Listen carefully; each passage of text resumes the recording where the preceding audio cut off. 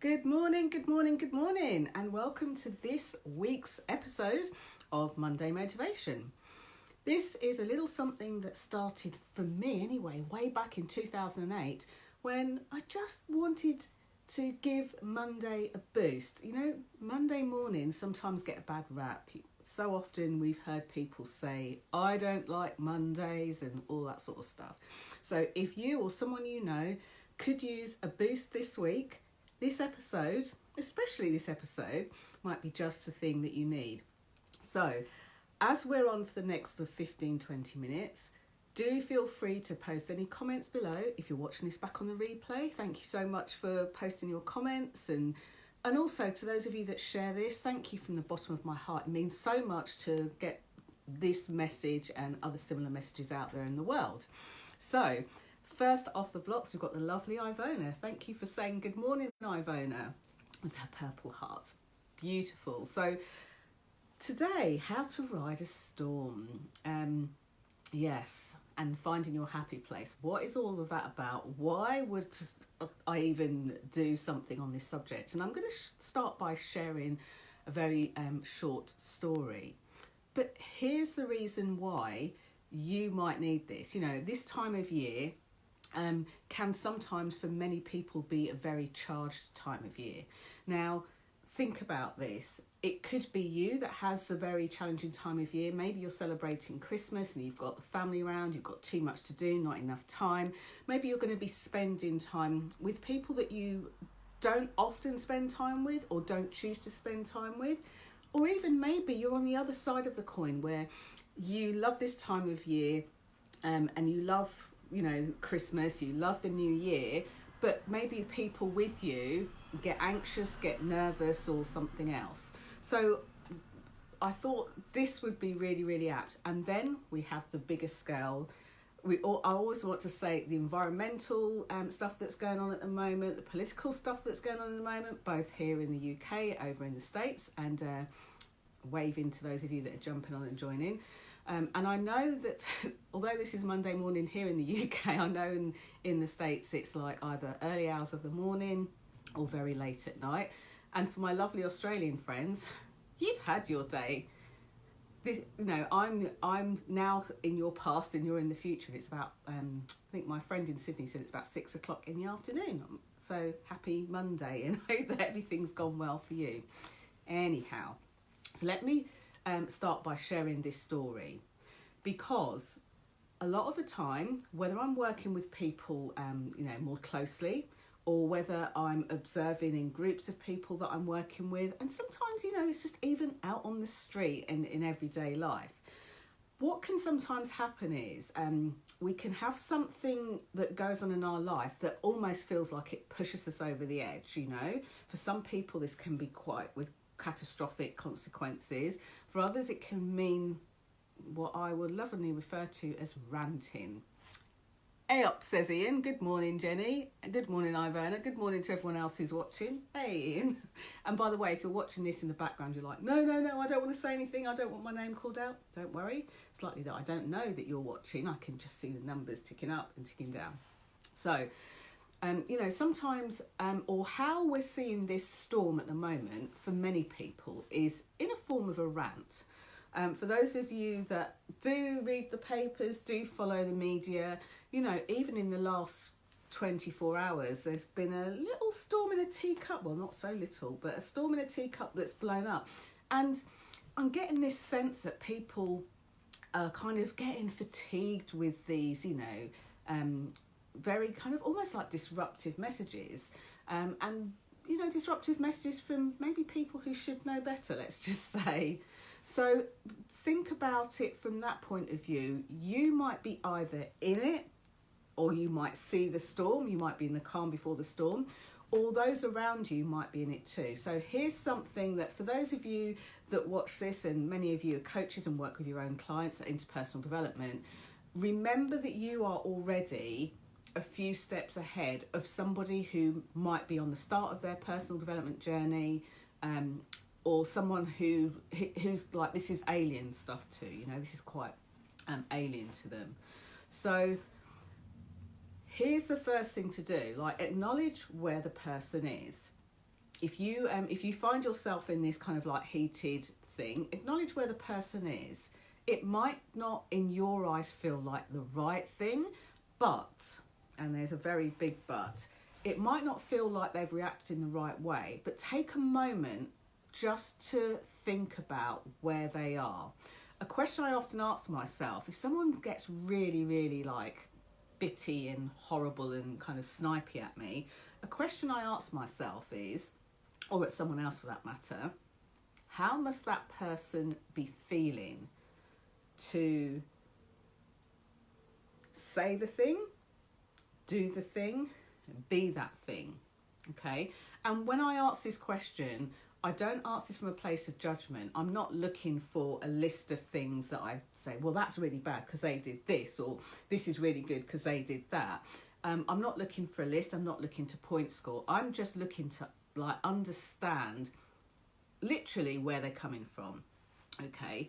But if you're the person that's caught in a crossfire, or caught where you feel your emotions rising really quickly, here's something you can do. So here's my story. Sorry, it took a bit of a while to get to it, but I think it's important to frame this piece. So many years ago, I spent a considerable amount of time in hospital. Sounds, but you know, I was in there for 4 weeks basically, and in the time that I was in this hospital ward, there was, there were a few of us, and we kind of get to know each other. In fact, you know, a couple of us kept in contact afterwards, which sounds bizarre. But I remember there was a really young girl that was there at the time, and her parents used to come in, obviously, on a daily basis. And I remember she didn't like blood tests. She just didn't like the actual act of having her blood tested or taken or anything else like that. It wasn't that she just didn't like it. It really terrified her.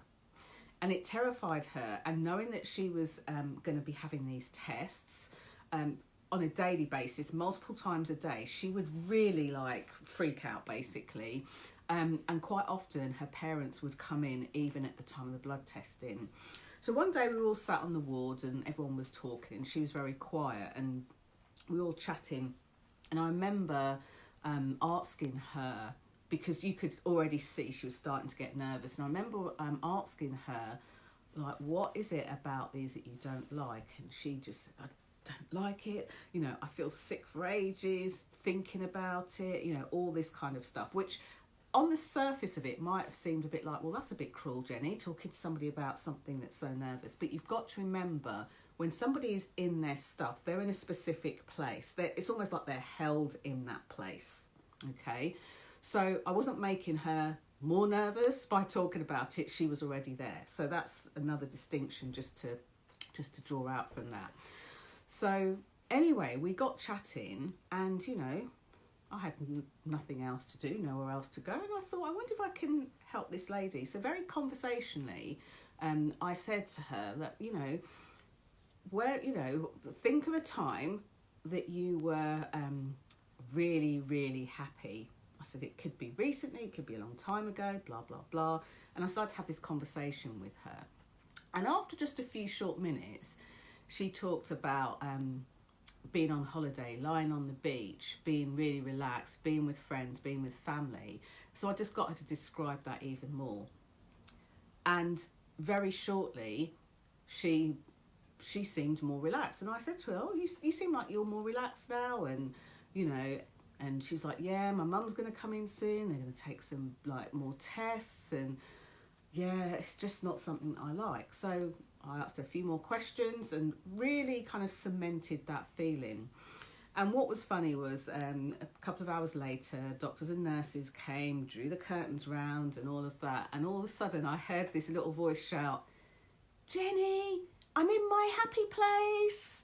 They've done the blood test and I didn't cry. And she was really, really happy.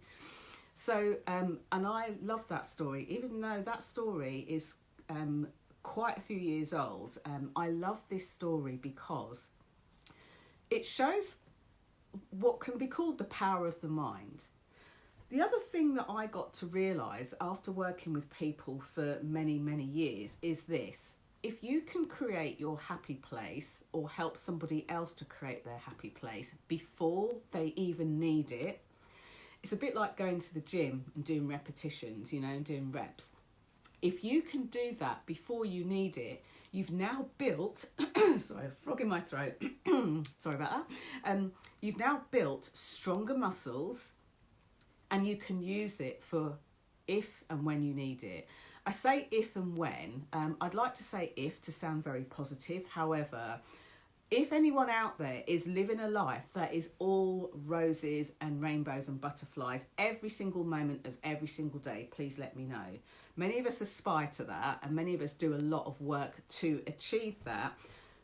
But there's usually something that pops up or crops up that can sometimes kind of knock us off our perch. So this happy place, as I think about it, like as I recall the story of this lady, this gives us a real life tool to help us with literally anything that life throws at us. And trust me, I've seen some people use this technique for some stuff that you couldn't even begin to imagine that's been thrown at them in their life. So I encourage you, I urge you, both for yourself and other people. And if you're one of these people that are watching this and have gone, oh my gosh, yes, I'm definitely going to use this to help other people, first of all, give me a thumbs up or a love heart. Let me know. And let's see some love going across the screen, I think. But if you're one of these people, if you're one of these people that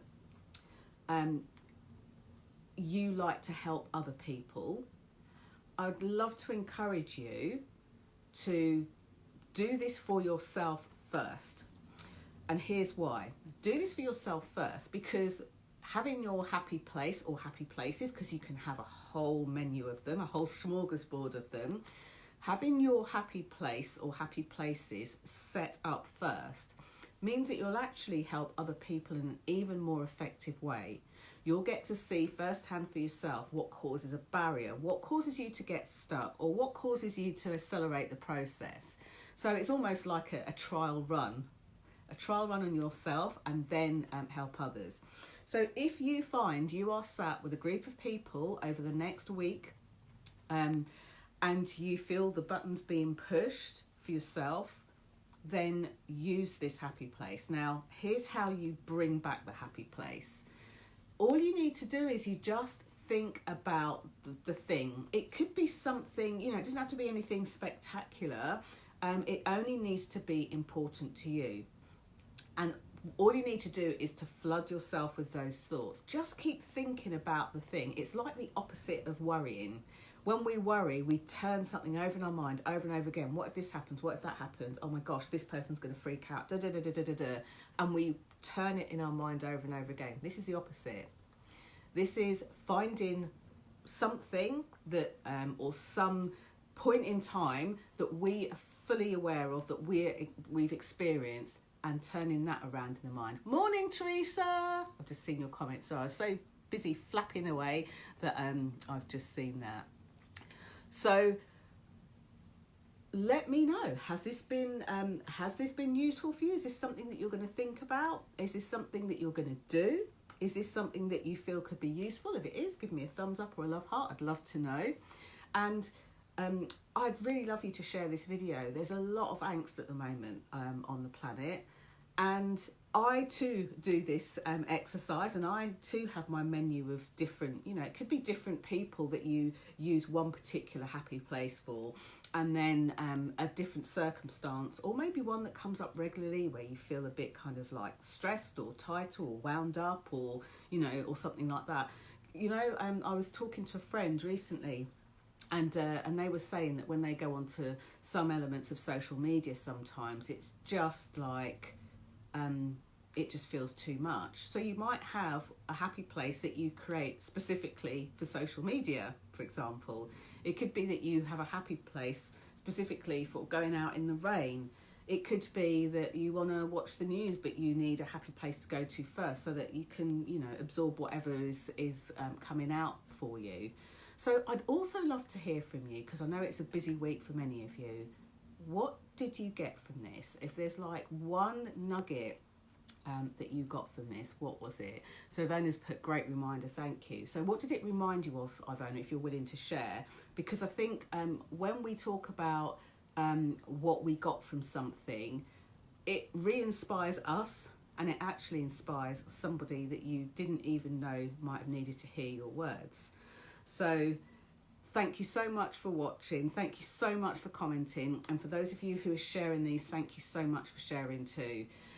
I want to take this opportunity to wish you two things. Happy Hanukkah, and also Merry Christmas for those of you who are celebrating Hanukkah and or Christmas.